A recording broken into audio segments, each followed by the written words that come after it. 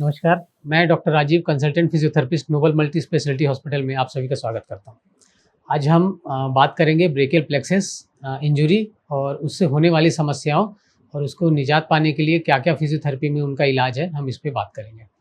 जैसे कि आप सभी जानते हैं कि ब्रेकियल प्लेक्सस एक नर्व इंजरी है जो कि आपके स्पाइन जो सर्वाइकल एरिया होता है, वहाँ से जो नसें निकलती हैं, उस निकलने के दौरान यदि वो किसी जगह पे उस पे चोट लग जाए या गिर जाए इंजरी की वजह से, एक्सीडेंटल ट्रॉमा हो जाए, किसी भी वजह से यदि वो अपना जो ब्रेकियल प्लेक्सस होता है, वो एक नर्व का गुच्छा होता है, उस पे यदि किसी वजह से भी इंजरी हो जाती है, तो उसका जो नर्व सप्लाई होता है हाथ, मेनली वो हाथ को सप्लाई करता है, तो वो पैरालिसिस में चला जाता है या वो नर्व वीकनेस आ जाती है जिसकी वजह से जो हाथ का मूवमेंट है वो अच्छे तरीके से नहीं होता है।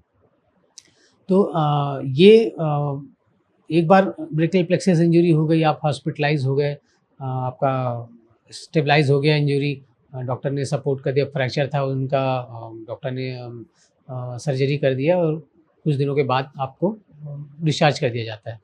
तो फिजियोथेरेपी आप ब्रेकियल प्लेक्सस इंजरी के लिए कब आप उनसे मिले या कब वो आपसे संपर्क में आए, इस पे हम बात करेंगे।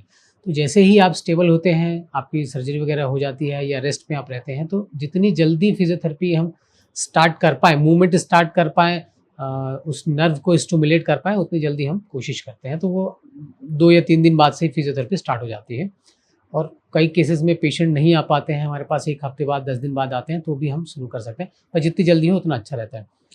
तो फिजियोथेरेपी में ब्रेकियल प्लेक्सस इंजरी के बाद जो मेन हमारा जो उद्देश्य रहता है कि जो इंजर्ड पार्ट है, जब तक वो रिकवरी में आता है, नर्व जब तक रिकवर होते हैं, तब तक उसके जो मसल्स के फंक्शन होते हैं, उन मसल्स को सपोर्ट करना हमारा काम होता है, जो अपना प्रॉपर फंक्शन करे या फिर वो जो नर्व होती है, जो डैमेज है या नर्व पर पैरालिसिस हुआ है, पाल्सी हुआ है, उसको हमें स्टिमुलेशन जितनी जल्दी स्टार्ट कर सकें, वो हमें करना चाहिए।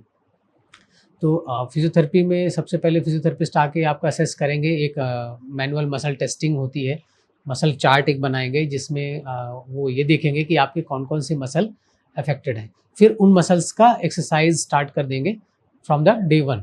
असिस्टेड मूवमेंट होता है ताकि मसल आपकी एट्रोफी में ना जाए, मसल्स का जो बल्क होता है, जो कंटूर है वो मेंटेन रहे और उनके लिए एक एक्सरसाइज़ेज़ वो स्टार्ट कर देते हैं। जो दूसरी होती है वो सपोर्ट रहता है कि आपका जो शोल्डर या एल्बो की पोजीशन है, वो किस तरह से कंफर्टेबल पोजीशन में रहे कि वो नर्व में कंप्रेशन ना आए। तीसरी जो होती है फिजियोथेरेपी में इलेक्ट्रिकल स्टिमुलेशन बोलते हैं जिसको, मसल स्टिमुलेटर या टेंस हम यूज़ करते हैं, जिसमें हम नर्व को स्टिमुलेट करते हैं ताकि वो नर्व्स की रिकवरी में वो मदद कर सके। तो बेसिकली नर्व्स का फंक्शन होता है कि वो मसल्स में जाके एक इलेक्ट्रिसिटी वायर जैसा वो पियर्स करता है और वो जब वो नर्व स्टिमुलेट होती है तो वो मसल्स को कॉन्ट्रैक्ट करता है। जैसे इस जगह पे यदि वो नर्व को स्टिमुलेट करें तो इसका फंक्शन है कोहनी मोड़ना, तो वो थोड़ा-थोड़ा ऐसा स्टार्ट कराता है। तो ऐसे ही जितनी जल्दी मसल स्टिमुलेटर हम यूज़ कर सकें ऐसे ब्रेकियल प्लेक्सस इंजरी में, उतना मरीज़ के लिए बेहतर आउटकम लाने में मदद करता है। तो उसके कुछ एक्सरसाइजेज़ हैं जिसकी हम बात करते हैं। सबसे पहले हम देखेंगे कि एक ब्रेकियल प्लेक्सस इंजरी वाला जो पेशेंट होता है, प्रेजेंटेशन सबके अलग-अलग होते हैं, लेकिन जो कॉमन ये रहता है कि वो शोल्डर उनका ड्रॉप होने लगता है। जो फंक्शन होता है शोल्डर का, जैसे एक नॉर्मल व्यक्ति हम कंधे ऐसे उठा लेते हैं, एक नॉर्मल व्यक्ति कोहनी आराम से मोड़ लेता है, सीधा कर लेता है, कलाई सीधा मोड़ लेता है, सीधा कर लेता है और मुट्ठी बंद कर लेता है, खोल लेता है। लेकिन ब्रेकियल प्लेक्सस इंजरी में किस जगह पे नर्व को इंजरी है, किस लेवल पे कंप्रेशन है, तो वो किस मसल को सप्लाई करती है, उसका फंक्शन उसका अफेक्ट होने ही लगता है। तो यदि अगर वो ऊपर इस मसल के लिए इंजरी है, तो नॉर्मली इसका फंक्शन यदि पूरा हाथ उठाना है, तो वो ऐसे हाथ करके वो यहीं तक उठा पाएगा। इसके ऊपर ले जाने के लिए उसको सहारा लगेगा, हाथ पूरा उठ जाएगा लेकिन वो खुद से नहीं उठा पाएगा। ऐसे ही कोहनी के लिए जब हम बात करेंगे, तो कोहनी को हम बोलेंगे ऐसे मोड़ने के लिए, तो नॉर्मल स्थिति में आराम से मोड़ लेगा, लेकिन उसमें वो ऐसे लटका के ऊपर की तरफ खींचने की कोशिश करेगा या ऐसे ले जाने की या ऐसे मोड़ के इतना ही लाने की कोशिश करेंगे। कलाई की हम बात करेंगे, मुट्ठी बंद करने की, तो वो इतना ताकत नहीं बना पाएँगे, बड़ी मुश्किल से किसी भी, हो सकता है कि वो ऐसा बना ले या हो सकता है कि आधा ही बने या पूरा खोल नहीं पाए। ये निर्भर करता है कि कौन से नर्व में इंजरी है। ऐसे ही कलाई का जो ये फंक्शन होता है, इसमें भी उसकी वीकनेस रहेगी, यदि आप थोड़ा प्रेशर देंगे तो वो उठा नहीं पाएगा। पेन पकड़ने को बोलेंगे तो वो पेन नहीं पकड़ पाएगा, चम्मच नहीं पकड़ पाएगा। तो ये कुछ टिपिकल प्रेजेंटेशन होता है। तो हमें कैसे स्टार्ट कराना है एक्सरसाइज जो मेनली देखना है। तो हमें shoulder joint, elbow joint, wrist joint, इनके जो फंक्शन होते हैं उसको प्रिजर्व करके रखना है, या हमें उनके आसपास ही मूवमेंट कराना है। जो सबसे पहला एक्सरसाइज की हम बात करेंगे तो शोल्डर ये वाला मूवमेंट है, तो आप इसको जहाँ तक उठाएं वहाँ तक सपोर्ट दीजिए। उसके बाद फिर आप उसके सहारे से उठाइए और वापस नीचे लाइए।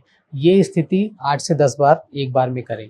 ऐसे ही कोहनी की बात करें तो कोहनी भी वो यदि वो इतने ही मुड़ पाता है तो इस सहारे के साथ इसको वापस यहाँ तक लाएं, फिर धीरे रोकते हुए नीचे लेके जाएं, फिर मोड़ने की कोशिश कराएं, फिर धीरे धीरे वापस नीचे लेके जाएं। ऐसे 10 से 15 बार एक बार में ये कराएं।